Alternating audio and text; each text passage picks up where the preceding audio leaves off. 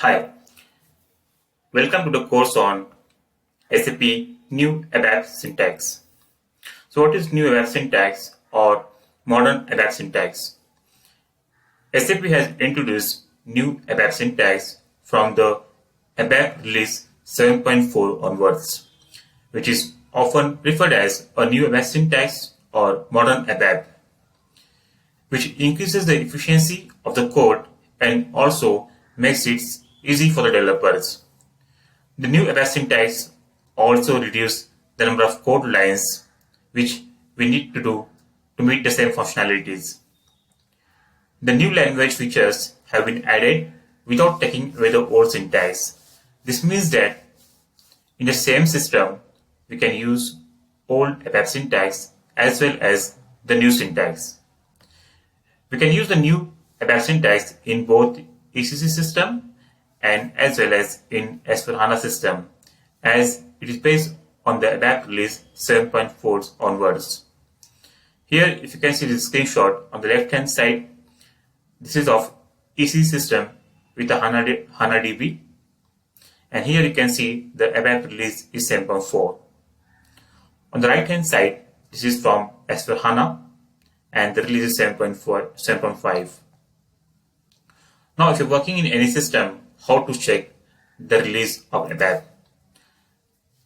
After login, go to System and then click on this status.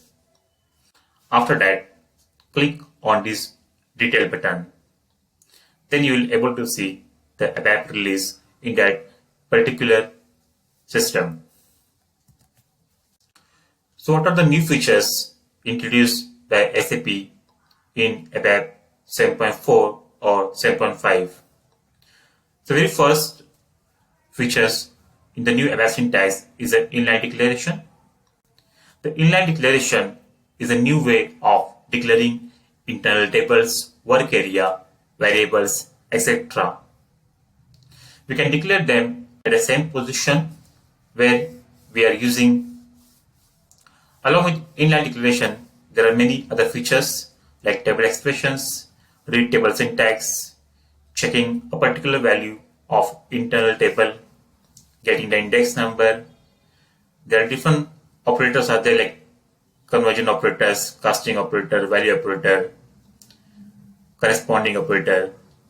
Then there are also changes in the select query and union all, a new way of concatenation. Some features are available in 7.4 and some are introduced from 7.5 onwards. As in each release, SAP adds some new features. So some differences are there in the 7.4 and 7.5. So this all we'll learn in this course, how to make use of new ABAP syntax while doing the ABAP coding.